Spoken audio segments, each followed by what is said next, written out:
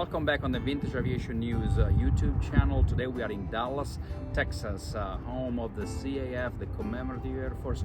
Right behind me, the beautiful Henry B. Tippie National Aviation Education Center. Brand new hangar, a few years old rather, but newest addition to the CAF headquarters. It's a great facility. I can't wait to show it to you. Today the video that we are going to produce, it's going to be divided in two parts. The first part, we are going to do an interview with the President and CEO of the CAF, Hank Coates, and the second part, next week, we are going to show you the educational component of the CAF, which is really fantastic. Without further ado, let's go meet Hank, but more importantly, subscribe to the channel and activate the notification so every time we publish a video, you'll be notified. Can't wait, let's go see it.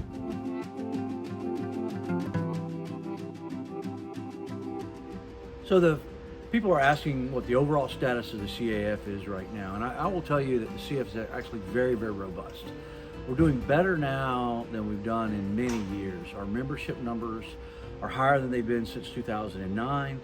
Our youth participation programs are higher than they've been since 2000. So from a very level perspective, from a very broad perspective, where the CAF is now is better than we've been in years. We have 176 aircraft right now. 86% of them are up and flying. We're going to be well over 6,300 hours this year, maybe a record year for flying. So the numbers of contributions is coming in. Some of our new member initiatives have really paid dividends. We're getting more and more units all the time. So from a very broad answer to the question of where is the CAF right now, we're actually doing better than we've done in many years.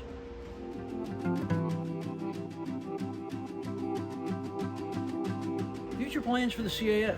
That's a great question. So this is my perception of the future of the CAF, and I get my direction from the general staff, our board of directors. I think you're going to see continued growth in membership with a focus on the new unit membership initiative that's working out really well. You're going to see more and more activities based on education and the kids. Obviously, the mission of flying the aircraft is going to be central to all of that. When I first came to the CAF, one of the mantras was keep them flying, and we started talking about educate, inspire, and honor, and everybody, there were some people that were kind of frustrated by that. And I go, no, you don't understand. The more you educate, the more you inspire, and the more you honor, the more you got to fly to do all that. So keeping them flying is central to the theme of education. Now, how we educate, that's a very broad question, a very broad answer to a very broad question. Some units have really robust cadet programs. Some units have very formal education activities. Some units very informal. Here at the NAAC, we work with high schools and colleges to do all sorts of fun things. Air Base Georgia, I know that they work with a lot of educational formal institutions as well. So I think you're going to see more and more activities focusing on young kids. Kindergarten, pre-kindergarten, A is for aerospace is just one example. But the CAF, I think in the next 10 years is going to grow very quickly. I think you'll see more than 10,000 regular members and probably 30 to 40,000 members of various types, supporting members, customers. Our appeal is very broad, and I think it's very strong right now. So Hank, you've been a CEO and president for 5 years, and you came on board in a very pivotal time for the CAF, as well as a very difficult time for the war itself. What are the challenges of running one of the world's largest flying museums, and with volunteers flying aircraft? There is a lot. How do you cope with that? Yeah, it really is. It's a very challenging organization to I really serve.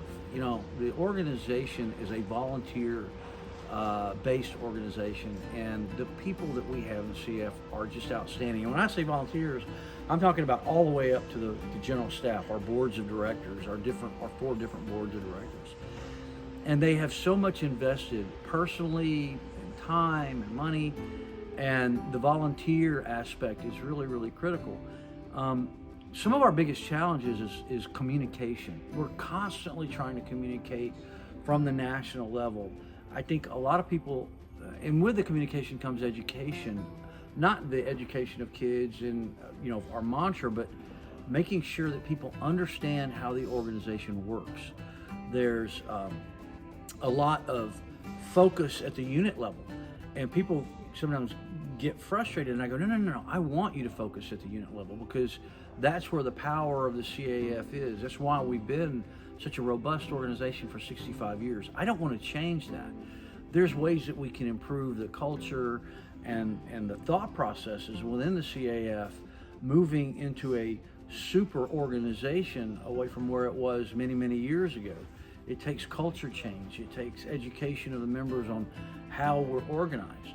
That's why I really encourage people to come to the member conference, so that you can become better educated on what makes the CAF, how the national entity runs, what it does to support the units, how the money is spent. Very, very transparent in all that. And I want members to be a part of that. So, but it's a continual education process, a continual communication process from our perspective and from the units back to us. I try to personally answer emails, phone calls, letters, every chance I get, because it's critical that they understand when they ask questions what the background is. So I think we've made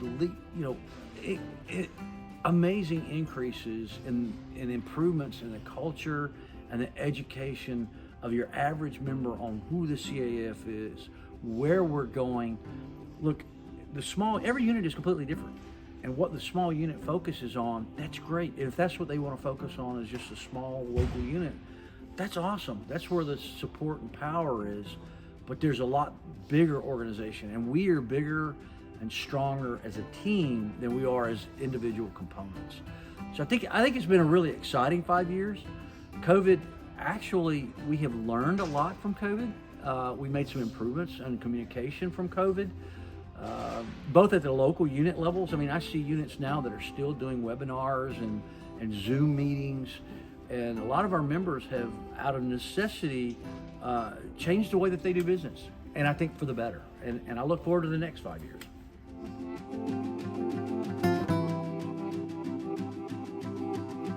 Where are we going for the next 10 years? That's the question.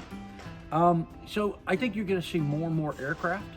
I think you're going to see a lot more members. You're going to see more of the Riders Club members.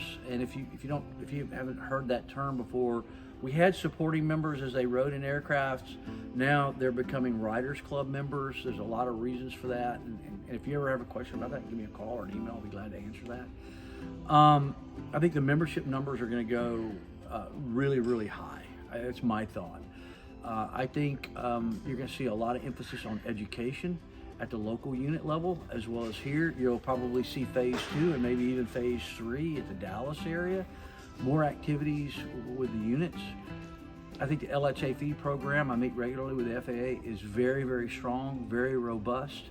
You're going to see a lot of emphasis on safety within the warbird industry. Not just the CAF, the warbird industry.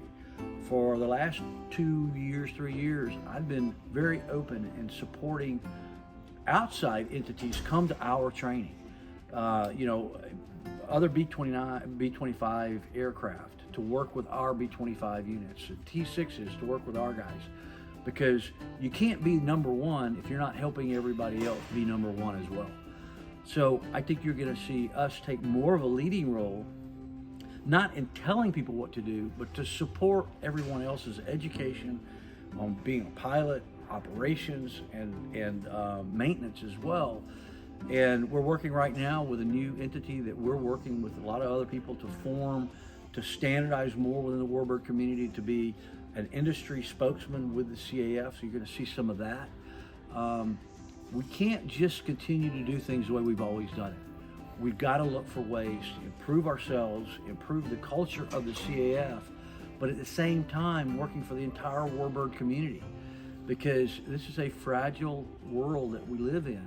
And the more that we can make everybody else safer, better, and more productive, working with ICAS. ICAS has been a great partner for us. the more that we work towards the future of building everybody together, I think the better for the CAF. And so you're going to see a lot of activities like that, more new unity initiatives, maybe more units in Europe, maybe more units in Asia, reaching out, going and doing some things that we typically maybe not have done before. So I'm excited about the future. There's a lot of cool things that we talk about with the general staff, maybe doing a Vietnam-oriented unit, doing more with equipment-oriented units, and reaching out to more customers than just the typical CAF flying type unit. So it's going to be an exciting 10 years, I think.